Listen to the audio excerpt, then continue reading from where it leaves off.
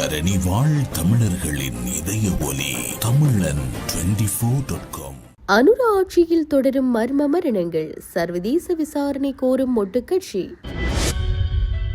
மட்டக்களப்பில் சினிமா பாணியில் திருட்டு, 3 மோட்டார் சைக்கிள்களுடன் சிக்கிய இளைஞர்.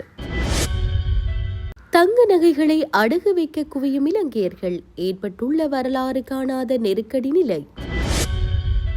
கொழும்பில் தொடரூந்தில் பாய்ந்த இளைஞன் பலி. தமிழகத்தில் பரபரப்பு, முதல்வர் விஜய்க்கு பகிரங்க மிரட்டல், திமுக எம்எல்ஏ கைது. FIFA உலக கோப்பை வரலாற்றில் மகுடம் சூடிய ஸ்பெயின். தொடர்பென விரிவான செய்திகள். தேசிய மக்கள் சக்தி அரசாங்கம் ஆட்சிக்கு வந்த பிறகு இடம்பெற்றுள்ள மர்ம மரணங்கள் தொடர்பில் முறையான சர்வதேச விசாரணைகளை முன்னெடுப்பது பொருத்தமானதென ஸ்ரீலங்கா பொதுஜன பெரமுனவின் முன்னாள் நாடாளுமன்ற உறுப்பினர் பிரேம்நாத் சி தொலவத்த தெரிவித்துள்ளார். செய்தியாளர் சந்திப்பொன்றில் கலந்து கொண்டு கருத்து வெளியிட்ட போதே அவர் இந்த விடயத்தினை குறிப்பிட்டுள்ளார்.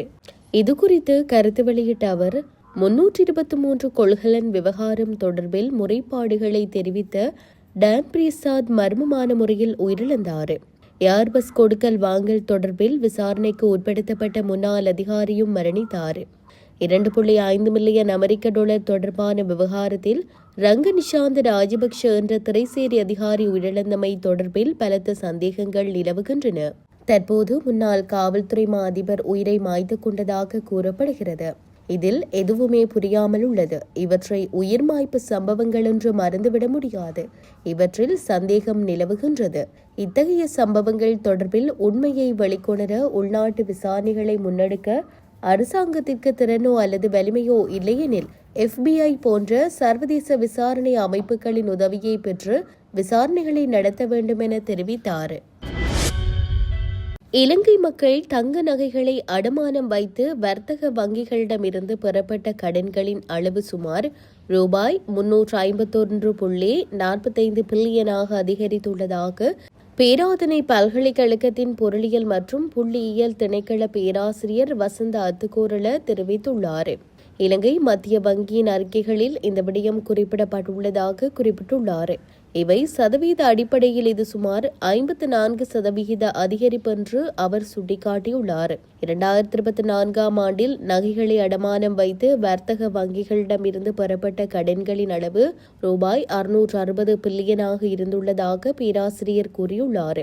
இந்த ஆண்டு மார்ச் மாத நிலவரப்படி வர்த்தக வங்கிகளிடம் நகைகளை அடமானம் வைத்து பெறப்பட்ட கடன்களின் அளவு ரூபாய் 101.1 பில்லியனாக அதிகரித்துள்ளதாக மத்திய வங்கியின் அறிக்கைகள் குறிப்பிடுகின்றன. அன்றாட பண தேவை அதிகரிப்பிற்கு நாட்டின் பொருளாதார பணவீக்கமே முக்கிய காரணம் என்றும் தெரிவித்துள்ளார். இதற்கிடையில் நகைகளை அடமானம் வைத்தல் அல்லது விற்பனை செய்தல் காரணமாக நாட்டின் 60% மேற்பட்ட வீடுகளில் நகைகள் இல்லாமல் போய்விட்டதாக நிதி நிறுவன அறிக்கைகள் குறிப்பிடுகின்றன. பணவீக்கம் மற்றும் உயர்ந்த வாழ்க்கை செலவு காரணமாக ஏராளமான இளைஞர்கள் தங்களது தங்க நகைகளை விற்பனை செய்யவும் அடகு வைக்கவும் தூண்டப்பட்டுள்ளதாக தெரிவிக்கப்படுகின்றது. நாட்டில் விற்கப்பட்ட தங்கத்தின் சரியான அளவு குறித்து மத்திய வங்கியோ அல்லது அரசாங்கமோ அதிகாரப்பூர்வ புள்ளி விவரங்களை வெளியிடவில்லை என்றாலும் தங்க அடகு 356 பில்லியனாக அதிகரித்துள்ளதாக தெரிவிக்கப்படுகிறது. உலகளாவிய சந்தை மற்றும் ரூபாயின் மதிப்பில் ஏற்படும் ஏற்ற இறக்கங்களின் காரணமாக நாட்டில் தங்கத்தின் விலை வரலாறு காணாத உச்சத்தை எட்டியுள்ளதாக அந்த அறிக்கைகள் குறிப்பிடுகின்றன. இதற்கிடையில் பொருளாதார பணவீக்கத்தின் காரணமாக பல்வேறு வகையான கிட்டத்தட்ட 10 லட்சம் வாகனங்கள் பல்வேறு தரப்பினருக்கு விற்கப்பட்டுள்ளதையும் கணக்கெடுப்பு வெளிப்படுத்தியுள்ளது. மட்டக்களப்பில் மோட்டார் சைக்கிள் திருட்டில் ஈடுபட்ட இளைஞர் ஒருவர் கைது செய்யப்பட்டுள்ளார். சத்ருகொண்டான் பகுதியைச் சேர்ந்த 27 வயதுடைய இளைஞர் ஒருவரே இவ்வாறு கைது செய்யப்பட்டுள்ளார். குறித்த கைது நடவடிக்கை நேற்று இடம்பெற்றுள்ளது. சம்பவம் தொடர்பில் மேலும் தெரிய வருகையில், குறித்த நபர் காத்தான்குடி பிரதேசத்தில் மோட்டார் சைக்கிள் வாங்கி விற்பனை செய்யும் கடை ஒன்றுக்கு கடந்த 2 வாரங்களுக்கு முன்னர் சென்று அங்கு விற்பனைக்கு நிறுத்தி வைக்கப்பட்டிருந்த மோட்டார் சைக்கிளை வாங்குவதாகவும் அதை ஓட்டி பார்க்க வேண்டுமெனவும் தெரிவித்துள்ளார். இதையடுத்து நிறுத்தி வைத்திருந்த மோட்டார் சைக்கிளை கடை உரிமையாளர் குறித்த நபரிடம் கொடுத்துள்ளார். பின்பு குறித்த நபர் மோட்டார் சைக்கிளை அங்கிருந்து எடுத்துக்கொண்டு மட்டு திருகோணமலை வீதியில் உள்ள வீதி சமிக்ஞை விளக்குக்கு அருகில் நிறுத்தியுள்ளார்.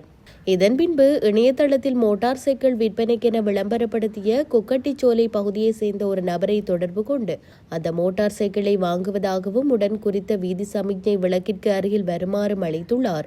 இதனைத் தொடர்ந்து மோட்டார் சைக்கிளை விற்பனை செய்யும் நபர் குறித்த பகுதிக்கு வந்ததும் அவரிடம் அந்த மோட்டார் சைக்கிளை ஓட்டி பார்க்க வேண்டும் என தெரிவித்து காத்தான்குடியிலிருந்து ஓட்டி பார்ப்பதாக திருடி வந்த மோட்டார் சைக்கிளை அவரிடம் கொடுத்துவிட்டு குறித்த நபரின் மோட்டார் சைக்கிளை எடுத்து சென்று வாகரையில் விற்பனை செய்துள்ளார். இவ்வாறு 2023 ஆண்டு ஒரு மோட்டார் சைக்கிளையும் திருடி விற்பனை செய்துள்ளதாக காவல்துறையினரின் ஆரம்பகட்ட விசாரணையில் தெரிய வந்துள்ளது. இதையடுத்து குறித்த நபரை கைது செய்ததுடன் திருடப்பட்ட 3 மோட்டார் சைக்கிள்களையும் போலீசார் மீட்டுள்ளனர். குறித்த நபர் கடந்த காலத்தில் 8 குற்ற செயல்களுடன் தொடர்புபட்டு கைது செய்யப்பட்டு நீதிமன்ற பிணையில் வெளிவந்துள்ளதாகவும் இவரை நீதிமன்றில் முன்னிலைப்படுத்த நடவடிக்கை எடுத்துள்ளதாகவும் காவல்துறையினர் தெரிவித்துள்ளனர். கொழும்பு பம்பலப்பட்டி தொடருந்து நிலையத்திற்கு அருகில் தொடரூந்தில் மோதுண்டு நபரொருவர் உயிரிழந்துள்ளதாக போலீசார் தெரிவித்துள்ளனர். நேற்று மாலை இந்த விபத்து இடம்பெற்றுள்ளதாக அவர் குறிப்பிட்டுள்ளார். மருதானி நோக்கி சென்ற தொடரூந்தில் குறித்த நபர் மோதியுள்ளதாக கிடைத்த தகவலை அடுத்து பம்பலப்பட்டி போலீசார் விசாரணைகளை ஆரம்பித்துள்ளனர். இவ்வாறு உயிரிழந்தவர் பிலியந்தலை பகுதியைச் சேர்ந்த 34 வயதுடைய நபர் என அடையாளம் காணப்பட்டுள்ளார். உயிரிழந்த நபரின் சடலம் தற்போது கொழும்பு தேசிய வைத்தியசாலையின் பிரேத அறையில் வைக்கப்பட்டுள்ளது. பம்பலப்பட்டி போலீசார் இது தொடர்பான மேலதிக விசாரணைகளை மேற்கொண்டு வருகின்றனர். முதல்வர் விஜய் குறித்து சர்ச்சையாக பேசியதாக விளாத்திக்குளம் திமுக சட்டப்பேரவை உறுப்பினர் கைது செய்யப்பட்டுள்ளதாக இந்திய ஊடகங்கள் செய்தி வெளியிட்டுள்ளன. இன்று அதிகாலை விளாத்திக்குளத்தில் உள்ள அவரது வீட்டிற்கு சென்ற காவல்துறையினர் அவரை கைது செய்துள்ளனர். இந்த விவகாரம் தொடர்பில் தெரிய வருகையில் கோவில்பட்டியில் திமுக பொதுக்கூட்டம் நேற்று முன்தினம் இரவு கிருஷ்ணன் கோவில் திடலில் நடைபெற்றது. அந்த கூட்டத்தில் முதலமைச்சர் விஜய் குறித்து சர்ச்சைக்குரிய வகையிலும் சட்டமன்றத்திற்கு வாருங்கள் பார்த்துக் கொள்கிறோம் என்றும் மிரட்டும் துணியிலும் விளாத்திக்குளம் எம்எல்ஏ மார்க்கண்டேயன் பேசிய வீடியோக்கள் சமூக வலைதளங்களில் வேகமாக பரவியது. திமுக எம்எல்ஏவின் பேச்சிற்கு கடும் கண்டனங்கள் எழுந்துள்ளன. இதனைத் தொடர்ந்து நேற்றிரவு அவர் மீது புகார் அளிக்க தமிழக வெற்றிக் கழகத்தினர் கோவில்பட்டி கிழக்கு காவல் நிலையம் முன்பு திரண்டனர். ஆனால் புகார் எதுவும் வழங்காமல் திரும்பி சென்று விட்டனர். தொடர்ந்து அவர்கள் தூத்துக்குடி மாவட்ட குற்றப்பிரிவு டிஎஸ்பி கண்ணனிடம் புகார் வழங்கினர். இந்த நிலையில் முதலமைச்சருக்கு மிரட்டல் விடுக்கும் வகையில் பேசிய விளாத்திக்குளம் திமுக எம்எல்ஏ மார்க்கண்டேயன் கைது செய்யப்பட்டுள்ளார்.